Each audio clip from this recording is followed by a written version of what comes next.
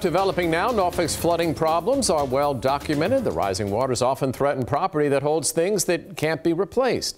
Now, the city's museums are making plans to save their art if the water keeps rising. That's what 13 News Now reporter Stephen Graves dug into today. He's at the Hermitage Museum. And Stephen, they already started one of those projects along the Lafayette River.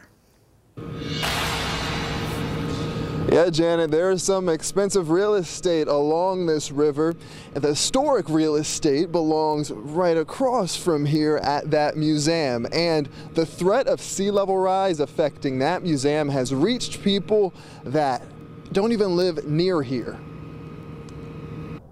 The Hermitage Museum and Gardens holds a treasure trove of history in Norfolk.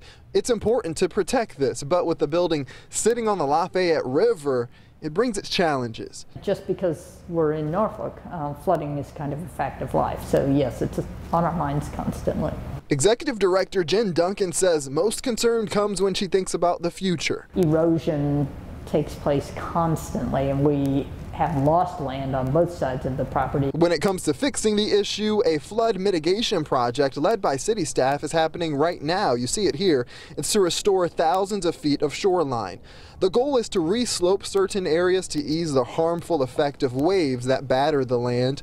Also, the hope is to reduce flooding on streets around homes and that lead up to the museum. We do have to plan for these sorts of things and pay attention and preserve. Recently, an art publication that features international and national news highlighted the Hermitage and Chrysler museums as some of the most vulnerable to sea level rise by the year 2100.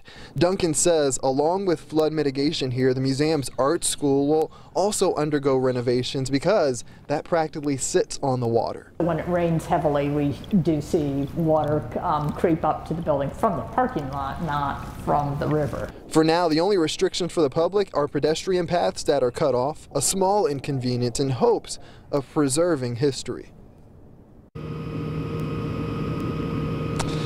And I'm told this work behind me is expected to last until April.